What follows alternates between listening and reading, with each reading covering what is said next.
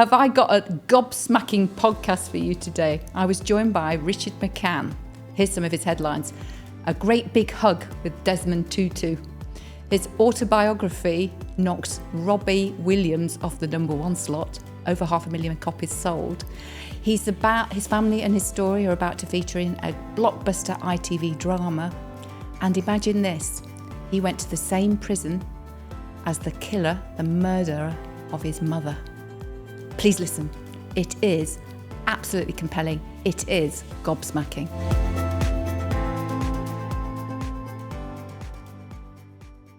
Hello, I'm Catherine Williamson. Welcome to Gobsmacked, episode 22. I can hardly believe it. Richard McCann, my guest today. 22 episodes of Gobsmacked. Richard, can you remember how we met? I can. We were trying to work out where it was, but I can remember it distinctly because it was a conference. There was about 400 people present. And this bowl went round where you put your business card in, you might remember. And there was if you won it, you got £1,000 worth of something. And my company card was pulled out of it. And I set off across this room of people thinking I was to go and get a prize. And halfway there, the guy on the stage says, "You don't get on the stage as easy as this. Back to your seat." You might remember this. I was mortified. I got back to my seat. I pulled my hair across my face and concluded that the last thing I would never, ever, ever be at this place for more than a minute if I could do anything about it. I waited till the room emptied. I was going to go and pack my bags, and I was away. And then Nikki Pattinson's voice, as I now know as Nikki, our friend, came home and she said, "What happened to you was horrible. It was right horrible. I'm Nikki. This is my mate Richard, and you're going to join us for champagne at 7:00 tonight, and we're going to become friends." And it was a moment where I couldn't believe such kindness because all I wanted to do was run. And that's how we met. And we've been good friends again. 2009, I think, isn't it? 14 years, yeah. When that happened, me and Nikki just looked at each other and went, "Did that just happen?" And we just both felt for you, and just out of a moment of like compassion, we just had to go over and let you know that we saw what happened and we're with you, even though we didn't know you. And that's how it started. And well, I think he did the biggest favour ever because I got two phenomenal friends out of it and a recognition of the power of our words, specifically when they're delivered off a stage like that. Anyway, so Richard, I'm going to pan straight to your gobsmack question. And the gobsmack question is an event that changed the trajectory of your life. So do you want to share with us? Yeah, and I think actually life is full of those moments, and it's hard to know which ones. And I'm not going to go for the obvious one, which we'll talk about later, but the one that absolutely stopped me in my tracks and sent me off in a completely different direction was a phone call from my younger sister Angela to let me know that Sonia, my older sister, had just been arrested. She'd stabbed her boyfriend, and what do you do with that? She didn't kill him, incidentally. And I went up to see her that evening, and I made a life-changing decision. I didn't realise at the time it was a life-changing decision, but it was. And I decided that I needed to... Actually, I was naive, if I'm honest, Catherine, because what I felt was I need to tell the world what we've been through, what she's been through, because I could see what we went through as children somehow influenced her having to do that, being with a violent partner, etc. So I thought, I'll write a book. I'm going to write a book. I'll tell the world. And the naive bit was I thought maybe the judge would read the book. Maybe would read the book and go, "Okay, fair enough. We won't send you to prison." That was never going to happen. But that's what happened. I wrote the book. The police dropped the charges, actually. But I continued writing the book because it was really cathartic, getting it down there. Instead of hiding away from it and, masking it and pretending things didn't happen. Anyway, that led to writing the book. It was a huge success. It knocked Robbie Williams off the #1 spot. And that book coming out led to me receiving my very first invitation to speak, which was on February 8th, 2005. And, I never knew I was going to be a professional speaker, but I went because I lacked confidence. And I went along and I did a little breakout session, 20 social workers or similar, and I read out of my book. So her stabbing her boyfriend led to the book, led to that first invitation to speak, and 18 years later, I've spoken all around the world, 3,200 46 this morning. I've just done a talk this morning. So I've become a really successful professional speaker, and it's taken around the world. I've met some fantastic people. In fact, I met you indirectly because of that incident. I wouldn't have been at that conference. Okay. So as a brother of getting this terrible phone call that your sister has done something pretty out of character, would you say, to go out and stab a boyfriend? Well, yes, she'd never done that before, yes. But you knew that she was operating out of trauma.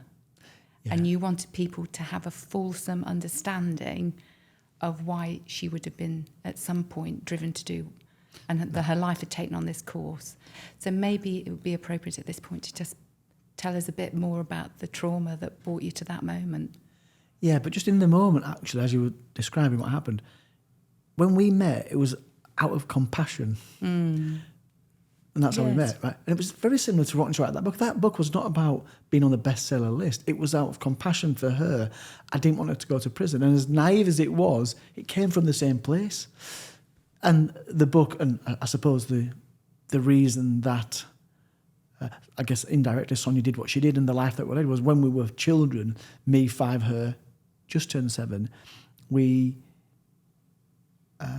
walked the streets, wandered the streets, looking for Mum who'd been out drinking.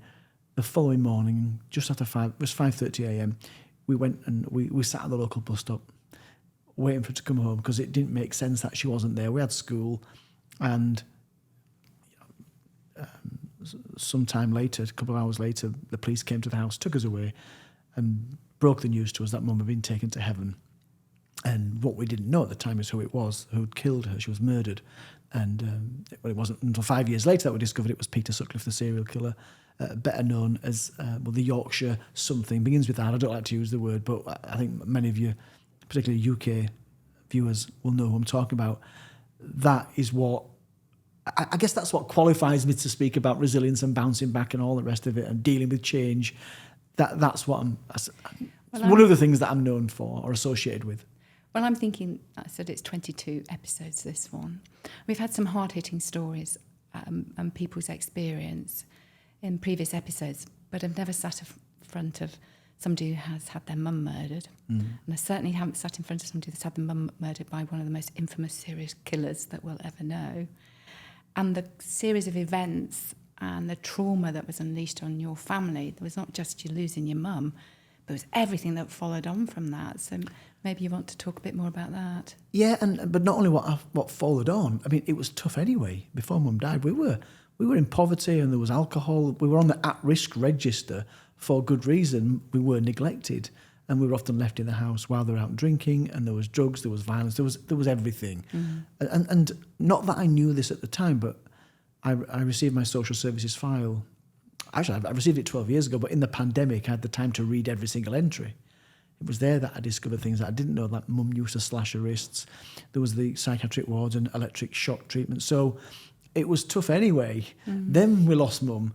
And then after the children's home and foster families, we were set up, we were reunited actually with Dad, who, well, he did his best to bring us up, but he wasn't equipped to deal with 4 traumatised children. I mean, he demonstrated early on that he wasn't a good enough parent anyway.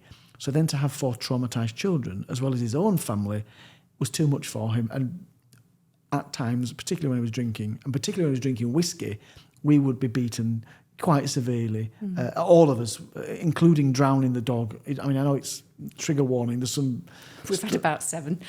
You know... Because that's... He drowned the dog, he beat us with sticks, he stabbed her with a fork. You know, Mum was broken, stepmum, we called her Mum after a few years, broken ribs. So it was a tough time. It was almost out of the frying pan into the fire. If you look at that landscape of your childhood, part of the work I do with the charity Cherished, is we work with traumatised kids, and there's this concept of ACEs, adverse childhood experiences.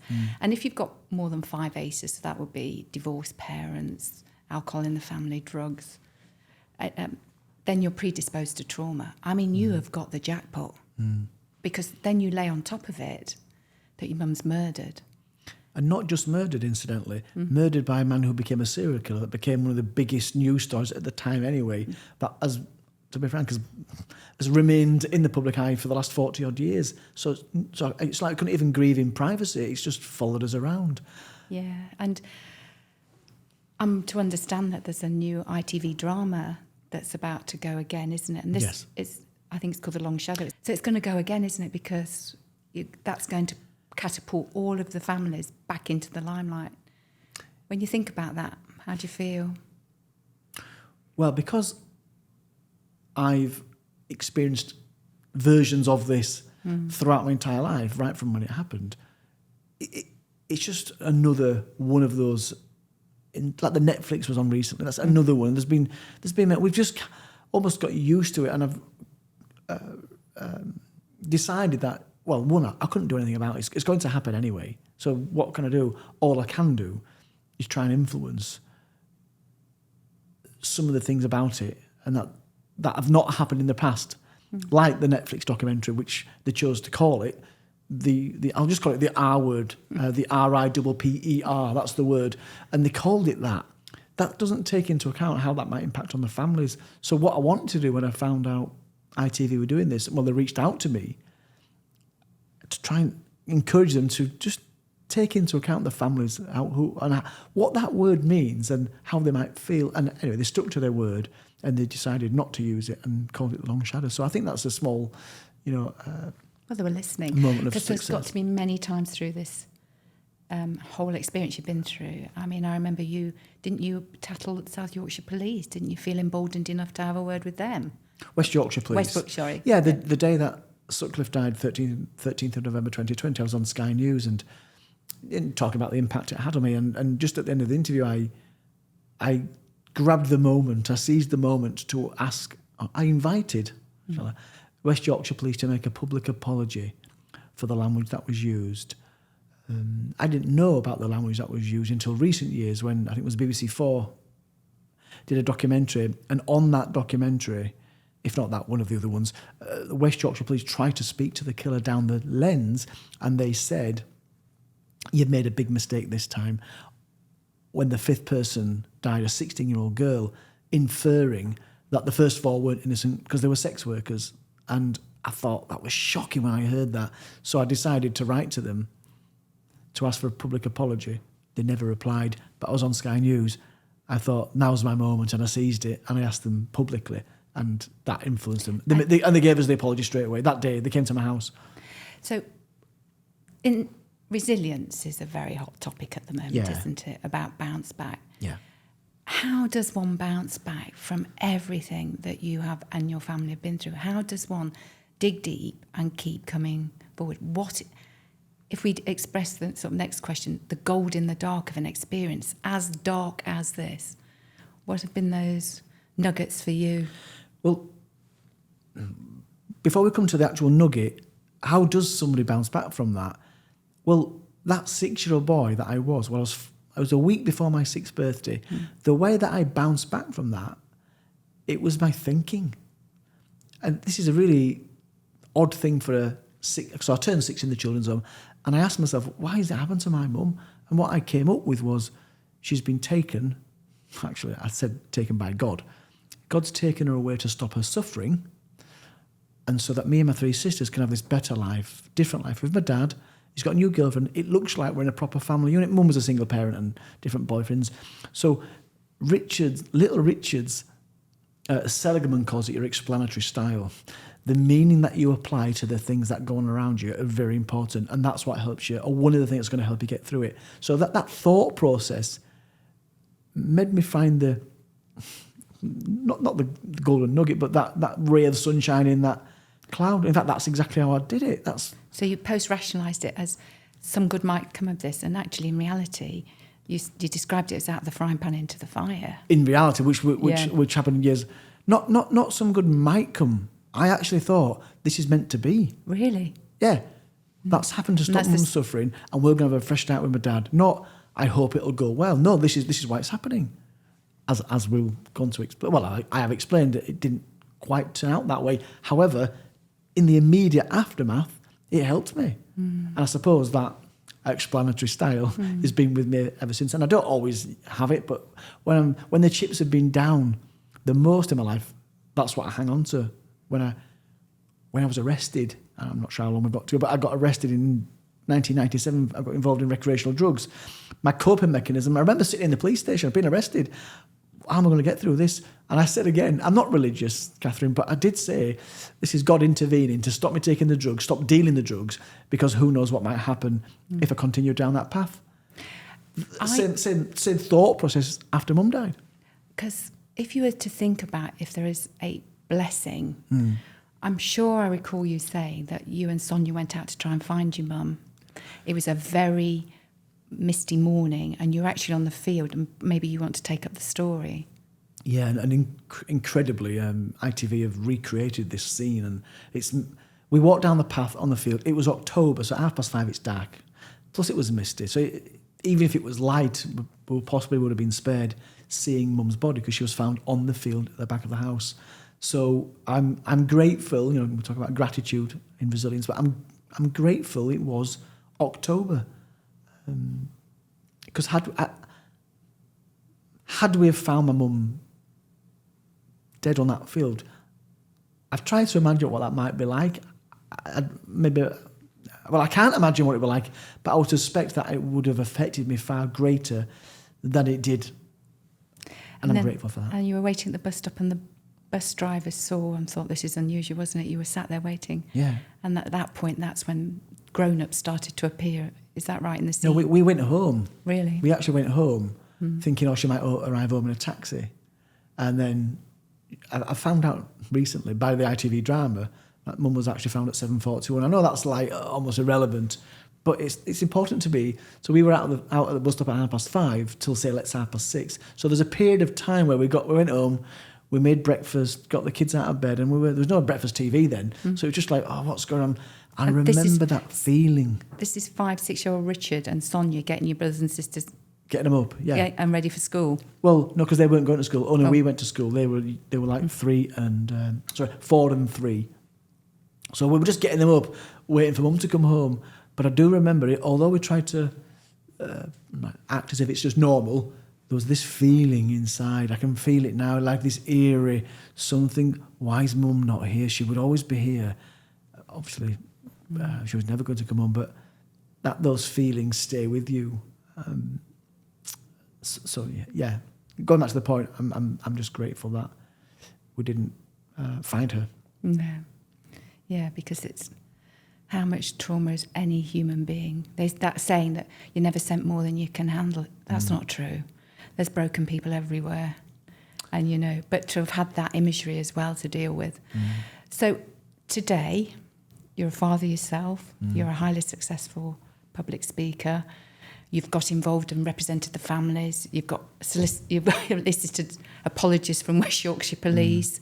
You've been a spokesman. It has cast you, whether you didn't choose this path, but it's cast you in a particular place in your life, hasn't it? Yeah. And it's set a course, a career, and an author, a writer. That wasn't on the cards at school, I bet. It wasn't. I left school with no qualifications. Yeah. It wasn't that I wasn't intelligent. It was that I just needed to get away from my dad and his violence. So I decided in year 11, as it was called, year 5, in the 5th year. Anyway, I left school without taking my exams, and I left home at 16 years of age because it wasn't important to get a career.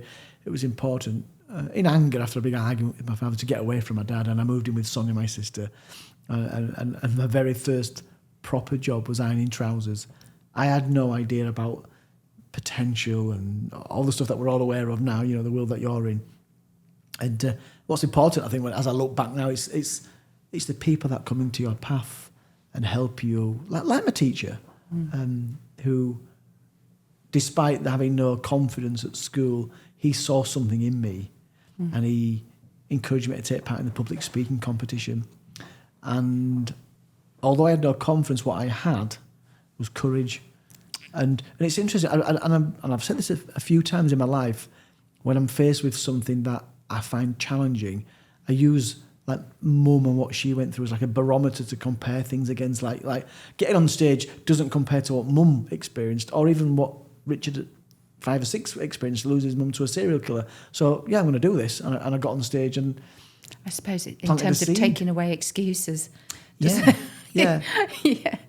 Well, in comparison to... I won that competition, by the way, and I took a pigeon in with me. You'll recall, and it was just a beautiful experience. And when they described me as the winner, that's when I started thinking differently about myself, I suppose, because I always felt like they're all better than me.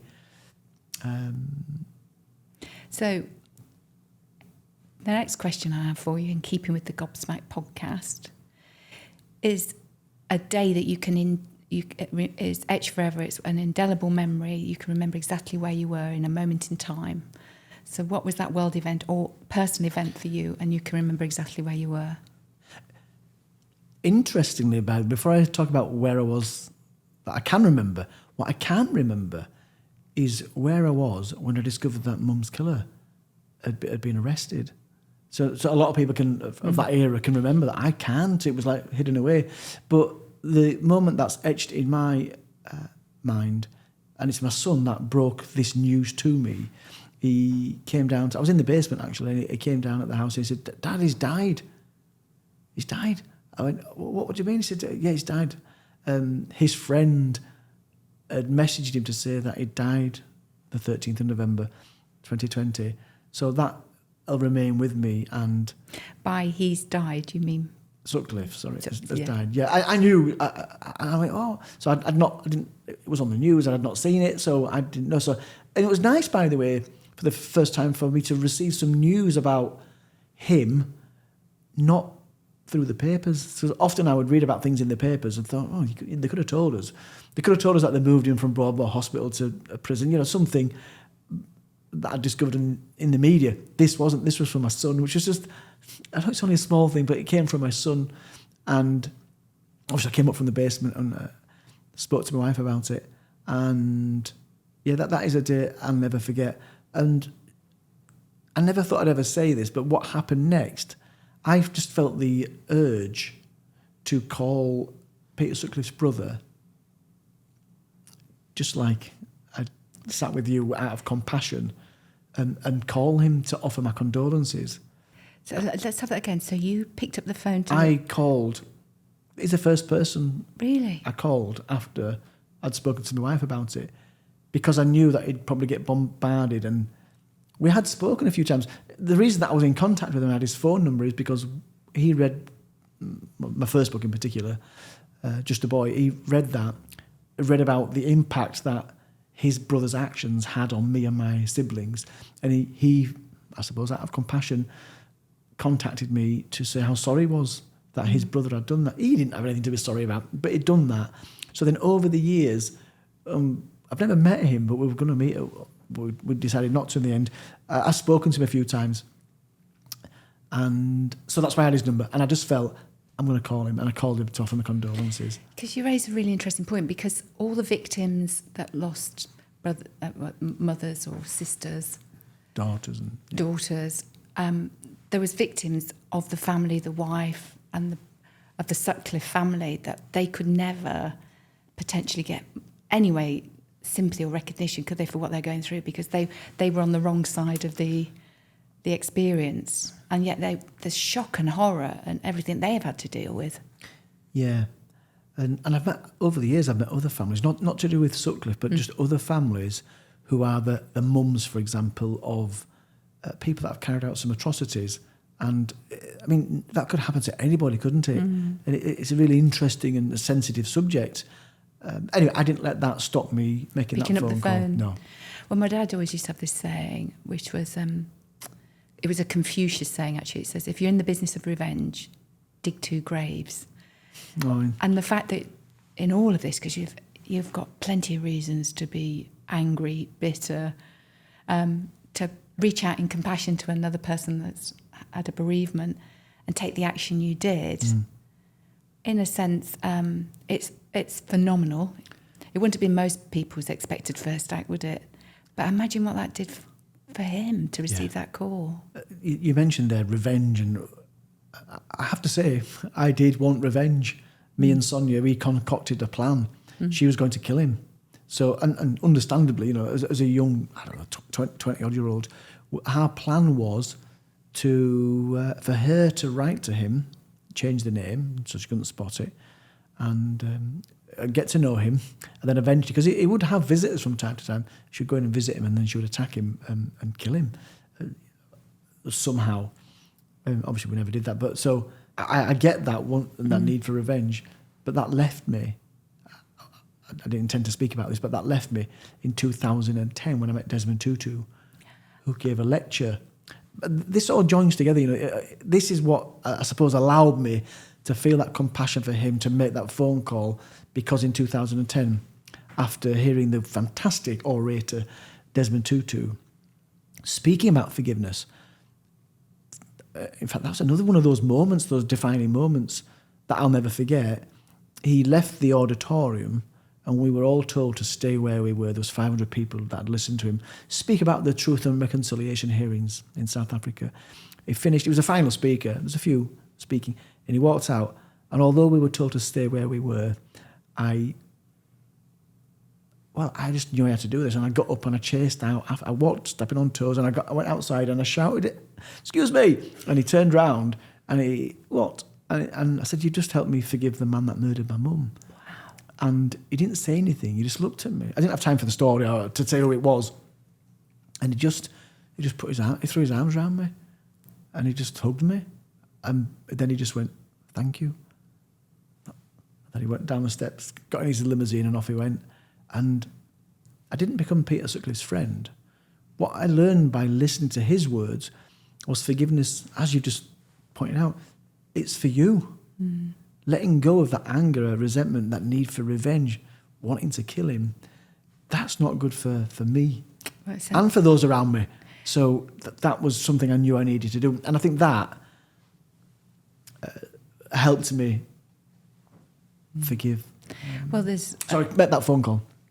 There's just one more saying, because I'm full of them, but they say withholding forgiveness is like drinking poison yourself and expecting your neighbour to die.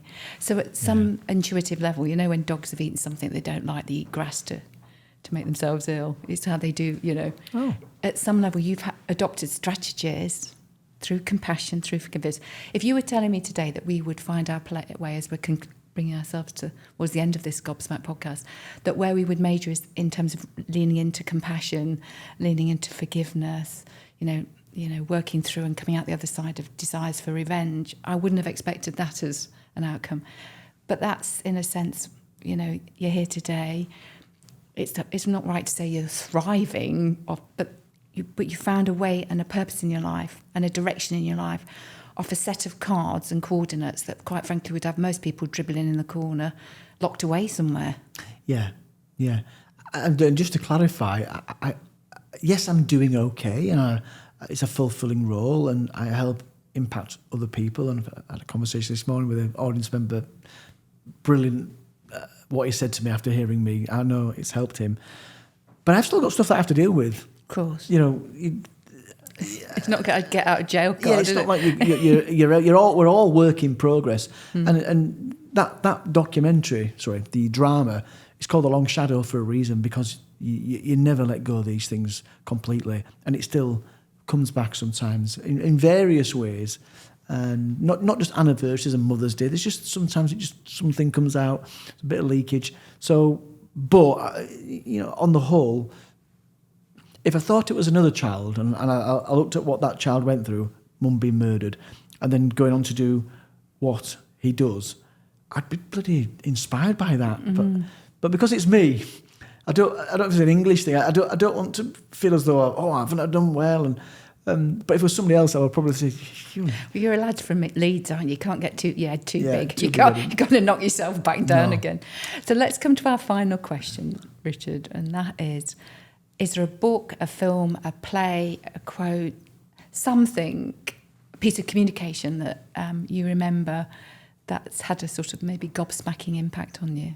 In 2006, when I first started my speaker journey, when I didn't know what I was doing, I heard about an organisation that helps speakers, and I went along, and I was given the opportunity to stand up and share my story. I actually videoed it. It's absolutely shocking. But there was 2 Clives in the room, And one of the Clives said to me, "No one's going to want to listen to that. That's not conference material." I am so glad that I didn't listen to those words. Right. And that I chose to listen to the other Clive in the room, and that said, "You've got one hell of a story. You just need some help in sharing that story." And he gave me some advice to attend a conference where a particular speaker was speaking, and that speaker on that stage absolutely blew me away. And I made a life-changing decision. This is what I'm going to do. I was at university. After the book came out, I went to university. And I decided I'm going to do this. And I left university within days. And the rest's history. It's taken me, in some ways, it's brought me here. And it's allowed me to share that message of hope, of inspiration to thousands, if not millions. Many millions via this podcast, I expect. Wow, yes. There's a story about this, a sort of one of those metaphor stories about inside us, there's two wolves. One wolf is compassionate, kind, loving, unselfish. And the other wolf is greedy, selfish, not a very nice wolf. And they're fighting. They're constantly fighting. They have this internal struggle. Yeah. And the question is, which wolf survives in that struggle? And the answer is the wolf that you feed. Oh, okay. And so you could listen to one Clive, and that would have fed one wolf, wouldn't it? Yeah. And it would have crushed you and knocked your dreams there. Or you chose to listen to a more inspiring that got you mobilised. And I think all of us have a responsibility to think about our words, because we can lift people and elevate them, or we can knock them down in a heartbeat, can't we? Yeah, we can. Yeah, and I think that's one of the things I think is wonderful when you speak. You're so conscious. You have been the recipient of so much news, so many headlines, people communicating to you about your mum being murdered, people, there'll be reporters at your doorstep trying to get that reaction, that moment, haven't you? Yeah. But all along your path, there's been people that have been there for you with a kind word, a bit of encouragement. Yeah. And now you give that gift back, don't you? Yeah, it's why wouldn't you? The people have done it to me, so wherever you can, you may as well do it for others. I don't know who it was that said it, but I don't even know what the words was, but you do enough for others and it'll come back to you. Not that you should do it for that reason. So it's like a bit of an energy, put it out there and it all comes back. It's what you sow, you reap, isn't it?